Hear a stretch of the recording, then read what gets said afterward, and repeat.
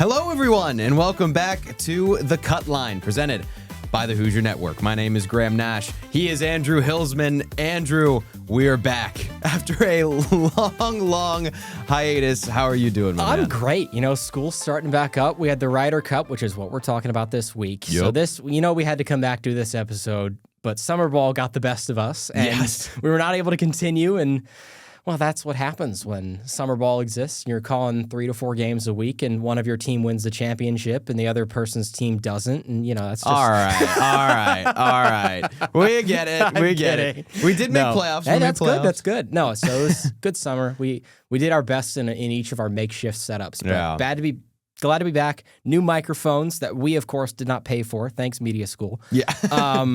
They're great. They don't fall down, so I don't have to look like I'm really short now, which is great. That's right. But yeah, we have a lot to talk about today. The most high emotionally charged event in golf happened, the Ryder Cup.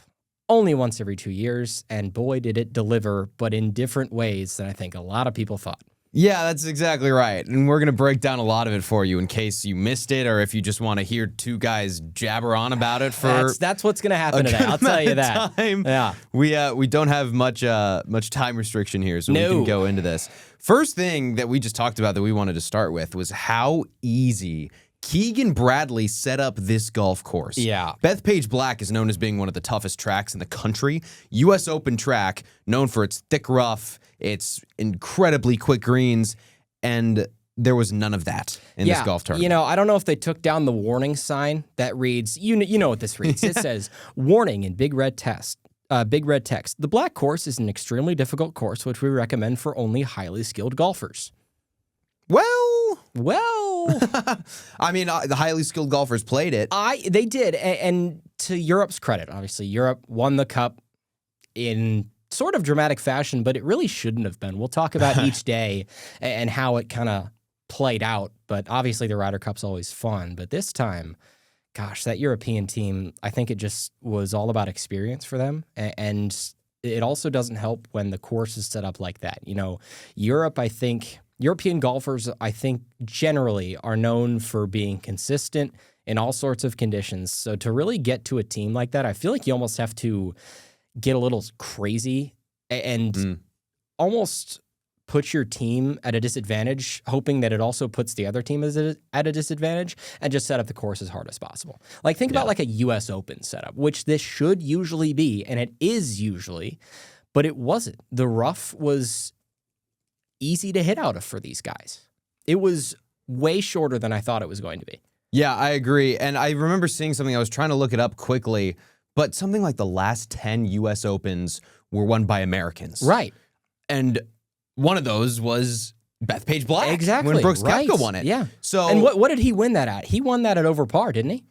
I think he was just under. Bethpage Black U.S. Open. That was what, 2019? 2019. Brooks Koepka won it at 8 under. So even then, it wasn't like, that difficult, but still played well. Was that the PGA? Because I'm looking. Oh, it was. I'm blind. You're right. I totally thought let's say, so that would be set up easier. Bethpage Black, because I'm looking at just kind of the major history. It was held, the U.S. Open was held there in 2009. The winning score was, what, have you looked at the Lucas Glover won? Yeah. I'm sorry. Shout out Josh Post. Oh, shout out my Josh goodness, Post. yeah. But he won it at 4 under. Right. So still, I mean, that's not a easy course at all. And I think if we were to see that setup played over a 4-day tournament in a major, I think that setup would yield a score of maybe 15 to 18 under. Yeah. It would have been pretty abhorrent at how easy that course was. Yeah. Well, I mean, just looking down the list of recent U.S. Open champions, J.J. Spaun, Bryson DeChambeau, the last 2 winners, both on the American side. Yep. Then you've got Matt Fitzpatrick, who is a European side, John Rahm, but then back to Bryson. And then from there on, it is all Americans until 2014 when you have Martin Keimer just sprinkled in there winning at Pinehurst. It's a golf tournament recently, at least, dominated by Americans. Yeah. They played at a U.S. Open site. and the Europeans dominated it because it was set up so easy. Now, I don't think Keegan or anyone could have predicted how soft those greens could have been. No, that was, I think, a shock to everybody, and that definitely helped the scoring aspect of things. But still, there has to be, like, it looked like a pitch and putt for those guys. And I didn't really realize it until, obviously, you and I would get our butts kicked by Bethpage, especially me. Sure. I would struggle to break 100 there, I think. I might even struggle to break 105. I think You think I'd break 105? I think you'd break 105. I think you could break 100. We'll see. You've got, because I say that because we won't you actually hit see, it far. I won't play the course. But we'll see, like, we're going out there next weekend. I mean, can we? No, we can't. I wish we could. I wish. I don't got that money. We're in college. But yeah, so it's one of those where I think we'll look back on it and say, at least I didn't notice how well these guys were tearing it up until I really thought about it after Sunday. And I'm like, wait, they made that look easy. Yeah. And it also, I don't think we noticed that because it's not stroke play. You don't see it on the leaderboard. You just see, okay, 1 up, 2 up, 3 down, all that jazz. It's just a different way of thinking about a golf tournament. But I also just wanted to point out is that it was refreshing to see match play. Yeah. I think there is a serious lack of match play on the PGA Tour. And is it hard to, is it hard to do? Yeah. Does it make sense for a regular season event? Not really, but it's fun.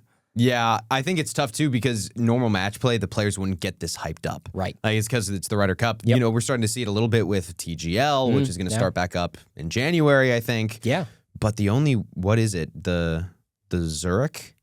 It used to be the Dell Technologies match play, right? The WGC event. But I think that the Zurich is that's a team event. I think it's a team. It's teams of 2, but I think it's still stroke play. It is. You're right. The Dell Web Technologies. And I don't even know if that exists anymore. I don't either. That's a really good question. I was waiting for it. Dell Technologies. No, I don't want the customer support number. I don't want to yell at somebody today. I'm sure they'd be very helpful. Dell Technologies match play. Excuse me. Do you still host a golf tournament? Yeah. So, yeah, it was a professional men's golf tournament. It had been held since 1999, but they stopped it in 2023. That's so sad, dude. I loved that tournament. Yeah. That was, I think, that tournament, it might have been in 2022, was the first tournament Scotty Scheffler won. I think you're right. He either won it or he came in second. I think you're right. But I remember because everyone on my golf team was like rooting for this guy. He'd never won. He'd gotten so close. Yeah. And everyone was like, oh, we want to see this, like, This young guy Texas, win once. Because he's from Texas. And yeah. Exactly. Went to Texas. Little did we know. He's now the number 1 player. Yeah. That's a perfect segue into how bad he played this weekend. Because he was not impressive. He played well on Sunday. Everybody on the American team played well on Sunday. Sunday was insane. It was. But I think, and it's hard to, I think, disprove it, is that the American team and the way that they play, I think a lot of those guys are so much more well-suited to playing their own ball all the time. Yes. Which is what they do. But what is it about Europe that lends themselves? I don't know I can't figure it out. I don't know what it is. When I look down the roster, I'm like, okay, yeah, you think about Rory and Tommy Fleetwood, yes, they're going to be a good partnership. You think about Jon Rahm and Tyrrell Hatton, yeah, they're going to be a good partnership. But the other side of that is that I don't really see a concrete reason why, like, if you say, I don't know, I'm looking down the pairings that, Keegan put out there, which are interesting, but I don't see a reason why, say, for example, a team of like Justin Thomas and Scotty Scheffler would not be able to play well off each other. Right. I think my only thought is that this European team was pretty much identical to the one that won in Rome in 2021 Ryder Cup rookie. This and tournament. He was in the team yard, and it's the twin brother of the guy that played last time. Right. So it's but 4 rookies for the U.S., which included a lot of them played. Yeah, like significant matches. They did. Yeah. That's like my best guess. The other thing is, from what I've seen, social media wise, YouTube wise, the European guys really stick together when they're not playing in a tournament. Yep. So Jon Rahm and Tyrrell Hatton play a lot together outside of Live Golf, and they dominated as a duo over the weekend. Obviously Rory and Shane are really, really close friends. Not saying that the Americans aren't that way, but it feels like, from what I've seen, the Europeans make more of an effort, I guess, to like really practice together and kind of keep that relationship. Yeah. I'm reading Golf Digest article right now about the grades for all 24 players. Sam Burns, who was 0-2-1, got an F. Oof. There were some interesting picks, I want to say, on this team. And this leads to another conversation starter. Do we think that Keegan Bradley should have been a playing captain? And it's easy to say this with 2020 hindsight. And there is a lot of, he would have been the first since Arnold Palmer in the 60s, right? The 60s or the 70s. Right. A long time ago, regardless. And since Arnold Palmer. So it's a tough one to back up. But the way he played this year, looking back on it, I don't know if you can you can because it's looking back on it. There's no way to tell. But would his experience be better suited for that? I think so. I think his experience definitely was needed. Also, I just want to say that I just now started the video recording for this. So great. Apologies. That's great. Fantastic. Hey, we're getting back into it. Yeah, exactly. It's been a while. It's been a while since we've been in this booth. Yeah, it has. But if we'll you just have audio for the first 10 exactly, minutes. Easy. Yeah. That's but nothing. if you want to go tune in now and see our faces, you can do so on our That's YouTube right. channel. To your point, I think that he had to play. Yep. You cannot take Colin Morikawa, the worst putter on the PGA Tour, instead of Travelers champion Keegan Bradley. Yeah, he had a great year. I didn't understand. No. I couldn't understand. I think he was just basing it on the fact that he didn't want that pressure, but at the same time, you got to look a little bit past it. And yeah, I mean, Morikawa was 8th in the points standings for, Team USA. Yeah. He was a captain's pick. Right. But who would have been the first one out had Keegan played? Well, would it have been Sam Burns? I think it would have. I think it would have that was literally his last pick. Yep. But I would have taken Sam Burns over Colin Morikawa, dude. Yeah. I would have. Okay. No shade on Colin, but he's not had a good year this year. No. Yeah, I love Colin, but you're exactly right. He's had a bad year. Yep. If we look down the list of guys on this team, I would have taken Keegan Bradley over Sam Burns, Colin Morikawa. I would have taken him over Ben Griffin. Okay. I would have taken him, in hindsight, over Patrick Cantlay. Yeah. But before the event, I wouldn't have said that. Before the event, I would have said I would have taken him over Cam Young. Wow. I mean, we obviously definitely not. He was probably the best surprise, I guess. Well, he was great. He was leading point scorer, I'm pretty sure. Yeah, won 3 matches. Yeah. 3 of his 4 matches. This is now 2 Ryder Cups in a row where Ryder Cup rookies have been the leading scorers for the team. Obviously Cam Young. Can you name the one from 2023 in Rome? Did not play this year. I'll give you that. Was he in that top set of guys? I think so. Wasn't Brian Harmon, was it? That's a great guess. It was not. It was not. Wyndham Clark? Nope. No. Couldn't tell you. Max Homa. Oh, well, so yeah, and about that, Max Homa had about as good of a chance of being a captain's pick as I did this year. Yeah, exactly. So yeah, but that is an interesting thing. I hope Max Homa can be good in 2027 because I feel like he's one of those guys who feel like he's kind of built for the Ryder Cup. Totally. It's just the type of guy he's electric. Yeah. But yeah, I mean, I think some of the pairings that were trotted out there, I had some questions about.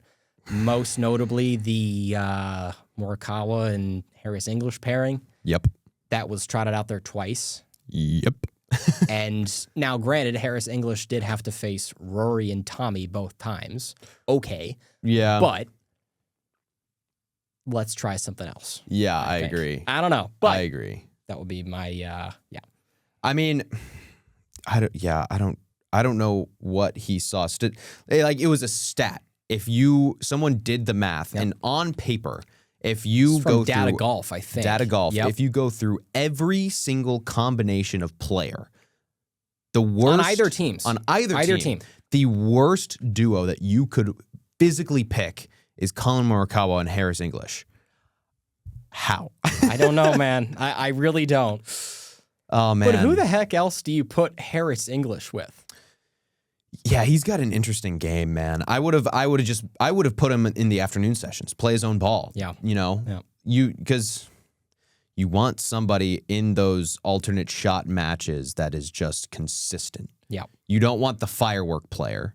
Harris English can be that consistent guy, but he can also kind of have a wild one every now and again, which is why you want, would want someone else to play that ball. Yep. I can't believe after all the talk they did about how well he was playing that they did not play JJ Spawn all 4 sessions. Yeah, that was a shock to me. They said this like what did he play 18 times. He played, I'm trying to count. He played 2 sessions. Yes. And then Sunday singles. He won a major this year. Like, what are we doing? Like, we're playing. It's just so disappointing. Yeah. And a lot of people have said, this loss isn't Keegan's fault. It's not on Keegan. I don't think it is. I don't think it is. I don't think it is fully. I don't think he deserves all the blame. I agree. I think a lot of credit should go to Luke Donald. 100%. The first, I wrote this down, the first captain to win back-to-back since, I think, 1980 something. Or no, first captain to win back-to-back since, I think, the introduction of Europe. Right. So yeah, since 40 years. Yeah. Keegan Bradley called him the best European coach or captain ever. Yeah, I don't disagree. He was darn good, that's for sure. Yeah. It's a cool story, too, because he wasn't supposed to be the captain in Rome. It was supposed to be Henrik Stenson, and then Stenson went to Liv. Yep. And obviously, Liv guys can't captain. I wonder if we're going to see that change because Liv players can play. Yeah, I don't know. I think I am a firm believer in that this merger is never going to happen, and it's total hearsay. So until we actually see any progress on that, don't even worry about it. It's not going to happen. But will there be a Liv captain? I don't really see. Maybe when John Rahm's a little older, he could do it. But there's a couple of guys that on this year's roster that I say, okay, they are shoo-ins to be captain at one point. One of them is Rory McIlroy. Sure. The other, Rory McIlroy is probably going to be a playing captain. I hope so. That would be so fun. The other is Justin Thomas, who I don't think will be a playing captain. Yeah. I also think Justin Rose on the European side will be a captain. But I don't think he'd play either. No, I don't think so either. No. I had one more thing to add to that. I don't remember. Let's just kind of go through some of these days. Yeah. We'll start with Friday morning. I mean, the U.S. was abhorrent in the morning sessions. Yes. Both days. Terrible. But you didn't wake up for the first tee shot on Friday, right? No. Okay. I wish I did though. Yeah, it was so cool. You got Bryson DeChambeau just like blasting one over the trees. It was so loud. It was such a cool way to start. And then Jon Rahm and Tyrrell Hatton just put their foot down. I mean, those morning pairings were unbeatable for Europe. Yeah. Rahm and Hatton, they ham and egged it so well. Tyrrell Hatton's putting on Saturday was unbelievable. Oberg and Fitzpatrick just absolutely dominated Scotty Scheffler and Russell Henley. Yep. Fleetwood Mac, Rory McIlroy, Tommy Fleetwood continue to be unbeaten. No one's beating that. And then, the only Americans to win on Friday morning, Schauffele and Cantlay. But the one thing that I want to talk about Friday morning, Wesley Bryan, who's one of my favorite. Yeah. You not? No. I think I know where you're going with this. But Wesley Bryan tweeted when it was announced when the pairings were announced, that on paper, Scotty Scheffler and Russell Henley are the most unbeatable alternate shot duo in this Ryder Cup, and they got beaten twice. Yeah, they lost 5-3, and then they lost one up. Robert McIntyre and Victor Hovland, who was on the brink of death, beat them. We got a lot to talk about with Victor Hovland. Yep. Oopsies. That's an interesting camera angle. Hello. Oh, hi. I accidentally clicked on the wrong button. There we are. Going to that afternoon session, I mean, it was more of the same. The Europeans continued to play really well. The Americans brought it back late, won 6-5. Cam Young, just unbelievable. JT, they won 6-5 against Oberg and Højgaard. Some hope for the U.S. going into Saturday. They were down 3 points. And then you still have a chance at that point. You still have a chance. Absolutely. And then Saturday was when history was made. The Europeans, I think, became the first ever to win 6 points in one day. They went 3-1 in the morning and the afternoon sessions, built the biggest lead of any side since Europe joined the Ryder Cup in 1979. And we talked a little bit about how easy the course was playing. Yeah. One of my buddies texted this in my Kenyan golf group chat, said Scotty and Bryson, who lost 3-2 to Fleetwood and Justin Rose, were 9 under for their joint round and lost on the 16th hole. Jeez. How does that happen? I don't know. I really don't know. That puts it into a different perspective. I was talking about, like, I think we really would have seen how easy that course was playing if we saw the strokes under par that these teams were at. I knew it was bad. I didn't realize it was that crazy. That's low. That's really low. I mean, Keegan Bradley put all his eggs in that basket, too. You put together Scotty Scheffler and Bryson DeChambeau. You have to win that. Yes. If they came back into the clubhouse and Keegan Bradley didn't watch any of it and they said, oh, we shot 9 under through 16. Like, oh, we're good. He's like, oh, you smoked them. No, we lost. You lost, yeah. I'll go back to that Luke Donald captaincy stat. I had it written down somewhere. And after Saturday afternoon, Europe had the biggest lead on any side since Europe's introduction to the Ryder Cup in 1979. It was bad. And then Luke Donald, second European captain to win back-to-back since Tony Jacklin in 85 and 87. So close to the same. I got them mixed up. But still close to the same. Gosh, this Europe team was good, man. They were so good. And before we get into a little bit of what happened on Sunday, Saturday was where things really got ugly. Yep. With the crowd. Oh, geez. Yeah, we haven't even talked about that.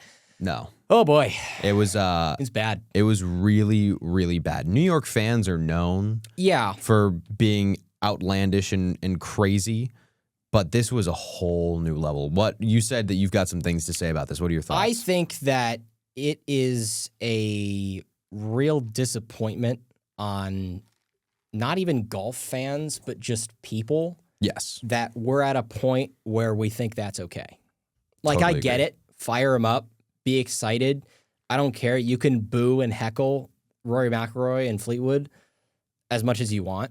But when you start to talk about their families and talk about, like, Rory's divorce stuff, and that's across the line. I saw a video that was really awful of some guy using an anti-gay slur at Rory as he walked by, which was really just terrible. Rory got him kicked out. He did, as he should. Rory turned around. He's like, he was shocked he couldn't believe it. He couldn't believe it. It's just, I mean, why? What's the point? Yeah. Like, you can get more creative than that. 2, it's not funny. And 3, it's just not okay. Yeah. It's just not. And I think it's really disappointing that is the showing, along with the stuff that, you know, along with how poorly the Americans played on Friday and Saturday, that's the crowd that they had behind them. Right. I think it's just a disappointment. Yeah, I couldn't agree more. I think the other thing that really just kind of like broke my heart was the fan that like flicked a beer at Rory's wife. That's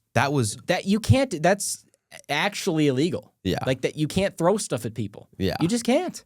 So I don't know. It was just ridiculous. It was so it was bad. Hard to watch. No. And it got to the point where, like, the players were going right back at him. Like, and Rory was screaming. Yeah, I mean, but at that point, you've been basically attacked. I mean, I feel like he can do that. Yeah, like I don't see a problem with that. Right. I mean, that's okay. I will say that's, you know, what's expected in the Ryder Cup in terms of a player makes a big cut and he goes like, I can't hear you. Yeah, that's fine. But when you as fans have brought it to the point where a player will make a putt, walk around a green, and just curse you out as he walks by, you got to look at a mirror at that point. Yep. But I mean, are people blaming Rory for that? I haven't seen a lot of outrage about it online. No, I haven't either. I think, you know, people were giving it to. Yeah, people understand. The last thing that I want to add about this is that it, for me, as you know, a lifelong golfer, it really crossed a line when fans were making players back off shots. Yeah, when I they're agree. standing over a ball Or there's a couple times where Tommy Fleetwood was mid backswing and someone would squeak a duck. That's the big problem. Yeah. I couldn't believe it. That's bad. No. Felt like golf fandom was at an all-time low. Yeah. At this golf tournament. It was bad. Hoping for nothing but the best kind of behavior in Ireland in 2 years in 2027. I think that the Europeans will get that out of their fans. I mean, Rory said it in his press conference. The European fans were great. They were great. Yeah. Dude, European fans are they're fun. They're so creative. Yeah. They bring all of their soccer chants. Yep. I mean, one of my favorites was they would take their shoes off, hold it in the air, and they'd be like, "Shoes off if you're 5 points up." Oh, shoes off. That's good. They would just sing it. Yeah. And they were so okay. Actually, no. My favorite of the week on Friday morning. The only chant Americans have is like USA, right? USA. Yeah. And so it was quiet, like relatively quiet before the first grouping got out there, and the Europeans just said they went with something like, "Is this a library? Is this a library?" That's good. And then they had another one where, "Can we play you every week?" That's good. They killed them. That's classic association football chants. Yeah. Yeah. It's right up there. They know how to do it. They do. But yeah, it was just bad. I don't think there's any excuse for it. I don't think, because also that sets a precedent to say oh, these people did it. Why can't we do it next time the Ryder Cup's here? It's just bad. Right.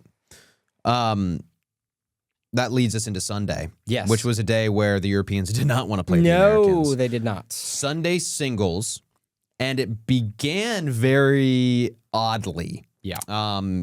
Victor Hovland, we kind of foreshadowed it a little bit, was dealing with some serious neck pain. It's just totally stiff. Got an MRI Sunday morning. Or maybe it was Saturday night, but regardless, he was trying to go through his warm-up routine on Sunday, couldn't do it, and so he had to bow out of Sunday singles. When I heard that, my thought was, cool, the U.S. got a free point. That is not what happened. No, the envelope rule. So this has been in effect, let me see, the envelope rule. Yeah, I think it's been in effect since whenever... It's one of the longest rules of the Ryder Cup. It's been here for a while, and I think the Americans actually benefited from it in, I want to say, 92. And I don't know if it was that close the last time it happened, but yeah, 91, excuse me. It was actually quite close. Luke Donald noted the U.S. used the controversial rule when it captured the 91 Ryder Cup 14.5 to 13.5 at Kiowa. Steve Pate was hurt in a car accident the night before the event. Bruised ribs prevented him from playing in singles. If the Americans had been forced to forfeit a full point, the Europeans would have retained that Ryder Cup with a score of 14-all. Oh, wow. So it has been used. It has been used. But the other thing that I thought was interesting is that the Solheim Cup, which is the women's version of the Ryder Cup, right? If you're hurt, your team loses that point. Yeah. There is no envelope rule. The match is not halved. So yeah, there's a lot of controversy about it, but at the same time, you can look at after the event and say, okay, based on how well the Americans played on Sunday, the envelope rule could have changed it because Hovland might have lost. And the Europeans were up bigger than any other team has ever been in the Ryder Cup history after Friday and Saturday. This is not a one-day event. It's not 12 singles matches. It's a 3-day event, and the American golfers got themselves in that spot to be down so far that it didn't matter. Yeah. I think all the Europeans needed was 2 points. Yeah. To take. And it shouldn't have mattered. Based on the way America was playing, I was envisioning that Ryder Cup being over by 4 o'clock on Sunday. Yeah, I agreed. I was like, cool, I'll get to watch all of the second slate of football games. I'll just watch the NFL, right, yeah. Right, that didn't happen. The envelope rule feels very medieval. Yeah. British. Yeah. Where, for those who don't know, before the event even starts, before the first day, the two captains, so in this case that would be Keegan Bradley and Luke Donald, put the name of one of their golfers into an envelope in case there is an injured player on the other side. And then in that case, if there is an injured player, in this tournament there was, then that envelope is opened and that player does not play in Sunday singles. Yep. It's so odd. It's such an odd thing, like an envelope. But Harris English was the name that Keegan Bradley put in the envelope, which is also very confusing. Why do you play him twice in the two of the more important sessions if he's in your envelope? Yep. Why wouldn't you put Colin there? Yeah.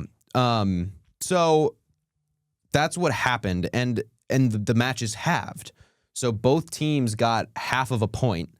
And that, I think the Europeans needed 2.5 points. Yep. That then made it 2 points, which proved to be a lot harder than they would have thought to get the 2 points. Yeah, it was one of the greater comebacks that fell short, I think, in sports history. Yeah. It was fun. Just you look at how that Sunday kind of just transpired. It was 12-5. Europe was up 7 points. Right. Cam Young won his match with a crazy putt. Justin Thomas followed that up, won the match against Tommy Fleetwood with a nuts putt. That would have ended it, I think. Or that would have been, no, it wouldn't have ended it, but it would have been really close. Yeah. Yeah. Would have been close. Fitzy and DeChambeau halved. So at that point, you're at 13.5 to 8.5. Yeah. So at that point, I'm like, okay. Now it might be, okay, it was fun to have Young and Thomas do their thing, but this is not coming back. Right. And then America just kept winning matches. They did. I couldn't believe that Bryson came back to have that match. He was 5 down through 7. Yeah. And he came back and he halved it. That's when Bryson won 8 and 9, and he was 3 down with the entire back 9 left. That's when I was like, okay, something's in the water here. Right. Scotty beating Rory was huge. Yep. Those two, honestly, it was one of the worst matches of the Sunday slate. Yeah. Both of the guys, they all played 5 rounds, Right. and were exhausted, and you can tell. The big gut punch was Patrick Cantlay losing 2-1 to Ludwig Oberg. That was kind of when the I'm like, robot okay, shut the door. It's kind of getting, impossible at this point, right? And then it's because when that match went, it was a half a point. Right. That's all the Europeans needed. Yeah. Because I'm trying to figure out. Yeah. So the first match is, because Schauffele and Rahm finished 4th. Then it was Oberg beat Cantlay, so it was 13-8 at that point. Yep. That was the 5th match to finish. Then Bryson finishes and halves with Matty Fitz. That puts Europe a half a point away. Right. 7th was Scotty beating Rory. And then 8th, Spawn beats Straka, 13.5 to 10.5. Hold on. Yep. America has a chance. And then Shane Lowry and Russell Henley. We got to talk about this. Russell Henley was 1 up going into the last 2 holes. He had, I want to say, like a 20-footer, 18-footer on 17 to win the match. Mm-hmm. It was dead center. He left it short. Yeah. Okay, fine. That's a tough putt to make. It was. It was a great line, and it was maybe an inch or 2 short. Right. Fine. You're nervous. Yep. We'll give you a pass there, Russell. Yeah. Don't even sweat it, Russell. Yeah. 18th hole comes around. Russell Henley. Well, hold on. Not even before that. Lowry stripes his tee shot. Oh, he did. could not hit it any better. Henley hits it to a bunker wide left. And I'm like, crap. We're done. It's Right. over. It's over. And then I get the we're so back moment because Henley's the first to hit this uphill bunker shot. His left foot's way above his right foot. It's a tough shot. You have to pick it so clean, and he sticks it. It was such a good shot. And then Shane Lowry puts it inside of his ball. So at that point, I'm like, okay, Henley needs to make this to have a chance. And it was like 10, 12-footer. Russell Henley. Yeah. That was 8 feet. It was, wow. Yeah, that was an 8-footer. I think. One of the best putters in the PGA Tour. This is who you want in this moment. Like, he was playing pretty well all day, was down a couple times, got it to 2 up. This is who you want to hit this putt to win and keep the dream alive. Yep. And he left it short again. Yeah. I couldn't believe it. Yep. Right in the nails, too, dude. He left it short. He showed Shane Lowry the perfect. 10 feet.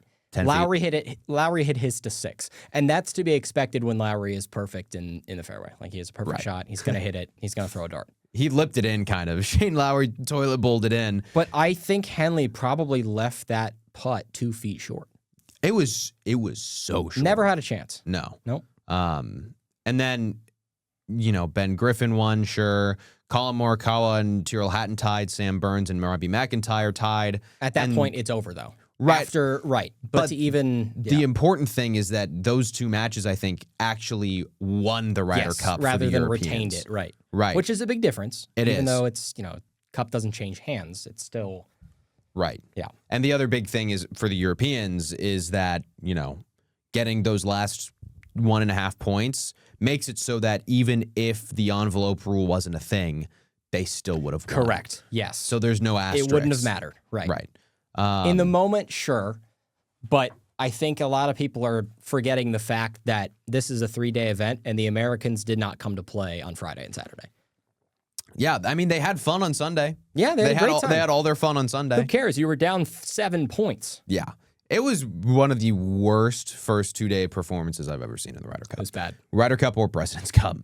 And there have been some bad President's Cups that I've watched. Yes, there have. It was truly egregious. Yeah. And from really good players, too, which is the most disappointing part. Because, just as a sports fan, you want it to be close. You want to go into Sunday with it like, okay, this is going to be a really fun day. It turned out to be a really fun day. We didn't think we were going to get that. But... Yeah, I thought it was just going to be, okay, they're just going to go through the motions and this is going to be over by, 4 or 5 o'clock. Yeah. I thought the same exact thing. Tough week for the Americans. Real tough. Yep. I don't know. I guess major takeaways is that, that European team with its experience. You and I did an episode of with Dylan Dryman and Thomas Crow of Toss Up for iOS TV, and one of our main talking points is how much of a difference the experience of the European team would have made. Mm-hmm. And I think it made a lot bigger of a difference than any of us really thought it was going to. Yeah. We knew it was going to play a factor, but I also figured the home turf advantage was going to make a lot more of a difference. Yeah. But when you play that badly, it doesn't. Right. It did on Sunday. It did. It did on Sunday. It helped tremendously on Sunday. Yeah. They're cooked if they play that in Europe. Right. On Sunday. They never even get close to Never that. a chance. I think the other thing in my mind that also played a big difference that I didn't think would as much was Keegan Bradley's inexperience. Yeah. As a captain. Yeah. And even, he played in one Ryder Cup. He played in the Medina Ryder Cup where the Europeans pulled off the miracle at Medina, came back from, I think, a 5-point deficit or 4-point deficit going into Sunday. Yeah. But it comes back to, again, some of the little choices he made. Yeah. Like the way to set up the course, which he pairings. said in hindsight. He took blame for it. Yeah. Yeah. And the pairings, right. So those 2 things I think are really where I was surprised because Zach Johnson in Rome got a lot of crap. He did. For his pairings. And I really thought that, we would have seen a couple learned maybe a little bit from it. But right. It's so tough to predict what pairing is going to be good and what isn't. Like you It can is. look at numbers, but the captain knows their guys. Right. And that's regardless of the stats, that's what Keegan thought would net him the best results, and it didn't. And that, it's easy to say it happens, but it does happen. It's just, it's golf. It's tough. Yeah. Post Ryder Cup, we got a couple fun nuggets. Yep. Heard Rory McIlroy say that this is by far the best year of his life. Best golfing year of his life as well. He's completed golf. He has. He say, the 3 things he had left to do are win the Masters, check. Win an away Ryder Cup, check. And I think the last one was win an Olympic gold medal. Yes. Yeah, that's right. Those were the last 3 things he wanted to do in his career. He can retire after hell, he could retire now if he wanted to. Yeah. He'd be fine. He could. Yeah, I mean, he won't. When's that next Olympics? 2028. Okay. So that's really good news for golf fans because Rory's got to stay in top form until 2028. Yes, he does. does. He can get another chance at that gold medal. Not out of the question based on the way he played this year. Oh, he played so well. I was really excited to watch his quality of golf in this as well because it was finally something for him to get excited for. The Masters hangover was tough. Yeah, for him. He was bad in mid-May, mid-June. Yeah. So I was really excited to watch his level of play, and it took a huge step. Yeah. I mean, he was drilling putts. The entire European side was drilling The putts. putting was the biggest difference. You have to score. And especially with that, I would have liked to see a course where a couple of gritty pars win you holes. Just didn't happen. No, it was all birdies, dude. I totally agree. I think that would have been fun if we had some scrambling. Yeah. But man, that's it was a really fun way to end the PGA Tour, Live Tour seasons. Yeah. DP World Tour, we can toss in there as well. We missed like the second half. We did. Yeah, we did, man. But man, let's just like recap briefly. Scotty Scheffler, what a year, man. He found another way to do it again. Yeah, his second half of the golf season that we didn't cover was some of his best work yet. He's unbelievable this year. He's like the Terminator. The back nine on a Sunday, he's going to win if he's in the top 5. Yeah. If he's within like 3 shots of lead, he is going to win. And it's just something that you could say, this is going to happen, which is crazy. Yeah, I agree. I was trying to remember what was the here it is. We talked about this a couple times on the cut line. It's one of our favorite moments of the 2025 season. Phil Mickelson back in March tweeted, here's a hot take. Does Scotty win in 2025 before the Ryder Cup? I don't think so. Well, Phil, unfortunately, you thought wrong. He won a ton.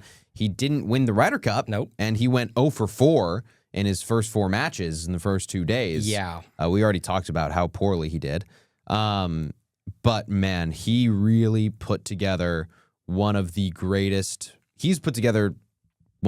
stretches in golf that we have seen. It's fantastic. I saw Dan Rappaport say that he thinks now there is no conversation, or now the question isn't necessarily when does it get to the point where we can start comparing this run from Scotty to Tiger's run in the early 01. 2000s, yeah. He said the question is now, does Scotty's current run, like, the question is not anymore, can we even like try to compare? Now it's time to compare. Yeah, it's getting there. It's not there yet, I don't think. Okay. He needs another good year. He needs another amazing year. Then we can start. Because we've talked a couple of times in the times that we've done this on the craziness of Tiger's season in 2000. That's never getting topped. Right. It's just not. But Scotty is making his case, and I think that's fun for the golf world. I agree. I was trying to find Dan's tweet. Oh, I might have found it. No. Shoot. I thought I did. That's okay. Anyway, Scotty is on an unbelievable run. He either already got the lifetime membership on the PGA Tour, or he's one win away. Like one win. Yeah, I think it's one win away from getting the lifetime membership on the PGA Tour. Is like a 26-year-old. It's crazy. That guy continues to dominate. Some people that we saw fall off after a really hot start to the season are Guy Sepp Straka. Oh no! Yep, yeah, he did. He fell off. Shane Lowry kind of cooled down there for a bit. Yeah. Joaquin Neiman. Yeah, well, yeah, that championship. I mean, that championship came down to the wire. That's for sure. Here's something we got to talk about. You were at the Indy event. I was at that. How was that? It was a good time. I think it was put on really well. They're coming back next year. Yep. The course was in terrible shape, which there have been discussions about that. So, I mean, they tried to, in my opinion, they tried to cram 2.5 to 3 years of improvements in the span of 6 months. Yeah, and you told me it's just not going to work. I'm not a professional agronomist. I do not know anything about how to build a golf course or how to improve a golf course, but I feel like there were some oversights. But they're coming back. It was the best attended live event of the year, which I thought was cool. But let's maybe change the name to like Live Golf Westfield, because it's not in Indianapolis. It's Live Golf Indianapolis, but it's not. We're not in Indy. We're about 25 miles from Indy. Sure. But all in all, I had a fun time. I think it was done well. Playing the course on that Wednesday after the tournament ended was fun. Yeah? Yeah. How'd you play? 84. Nice. I think. Yeah. No. 84, 86. 86. Okay. Yeah. Still good. Yep. Nice, Yeah, dude. good time. Yeah, it looks. I can't believe I was trying to rack my brain how John Rahm won the individual championship, even though Joaquin Niemann pretty much won every event. Yep. I then looked into it a bit. John Rahm top 10 every tournament, and Joaquin had some where he finished dead last. That'll basically. do it. Yeah. But it looked like a very successful live season. Yeah. Just from obviously we followed it. We kind of had to follow it a bit more this year than in years past. Nope. And I enjoyed following it a little bit more. Yeah, it's just tough to get excited to watch those events when they're at 4 a.m. in Singapore. Like, I don't have the desire to get up to watch Taylor Gooch play golf at 4 a.m. in Singapore. Yeah, that's a good point. I just don't. I forgot about that whole that whole thing. I don't really want to watch Anthony Kim with his shirt untucked and gym shorts on playing at some random course in Australia. I'm sorry, I just don't. Yeah. I could not agree more. Yeah. I don't either. I think they need to kind of figure that out a little bit. The in-person environment of Live was very fun, though. They do a good job of, they should, based on all the resources they have. They should do a good job, and they do. So yeah, it was good. Well, looking forward, there's not much. Not much. Until the first week of January, when we got the Century, which is the first signature event of the year. Why? Why? What are we doing? January 8th to 11th. Why? I agree. I don't know. It's ridiculous. We'll have a week of TGL to talk about when we come back at the start of January. Because the first matches are Sunday, December 28th, I think. It's the first match. Atlanta Drive is trying to defend their championship. I wonder how much different it'll be. It'll be fun, though. I liked TGL. Yeah. It's kind of gimmicky, but that's okay. Yeah. I like it being gimmicky. That's what it should be. It doesn't take itself too seriously. Right. And the guys had fun playing. That's the biggest part. It got competitive. You saw, the Kevin Kisner saga of him just being funny, which was great. I hope he does that again. That was awesome. I'm just waiting for that Texas team with Scotty and Jordan Spieth. It's going to happen, dude. Mark my words. That is happening. It has to, right? It has to. I'm trying to look. They announced a new team, but I don't know when it's. Wasn't it like Philly? Oh, Motor City. Detroit. Detroit. Yep. And yeah, 7th team. Clicking the find out more. They announced this in May. Let's see. I think they announced the team, like the members, didn't they? I'm looking. Or maybe we just gave our predictions. We might have given our predictions, but Motor City Golf Club players, TGL. Announced closer to the debut. We will see. I think we gave our predictions, but there will be a. We'll definitely talk about that when TGL comes back. But I think this is it for the cut line until January. I will say the only other reason we might want to come back is to talk about the PNC Championship with Charlie and Tiger Woods. Yeah. I don't know if that's worth a full episode. We'll see. It might not be. We could maybe do a small thing. Yeah. That's possible. In December or sometime. Yep. Is that the Hero World Challenge? That's a different one. Too, yeah. That's a different one. That's Tiger's tournament. Yep. That's I think December 4th or something. Yep. So maybe we'll do something for that. But But the start of January, though, we got the Century, the Sony Open, Amex, Farmers, Wasted Management, Pebble Beach, Genesis. It's so good. The Cognizant Classic. Arnold Palmer, Players. You got the Players in March. That's when we really kick off and we're like, here we go. That's when I start getting depressed that I can't go play golf outside. Yep. That's when I start just bundling up and playing in 40 degrees. And we only have, let's see, how many days until April 9th, 2026? 191 days. That's all we got. Georgia. Oh, yeah. Well, we can't get too ahead of ourselves. No. That's our Ryder Cup recap. That is. That was fun. It was fun. For the Europeans. That's for sure. For the Americans on Sunday. It was a good time. It taught us a lot about, we should be nice to people, I think. I agree. Let's have a little bit more decorum. Kindness wins. Yeah, that's right. But so does good putting. Yeah. So does good putting. Oh, man, I've learned that the hard way. Still haven't figured that one out yet. No, me neither. No. But yeah, that is going to do it for this episode of The Cut Line. Like Andrew said, probably not going to be back until January 2026, but, you know, we could squeak maybe a mini episode in here or there for the Hero or the PNC. But for now, that is going to do it. We'll hope to see you soon on The Cut Line.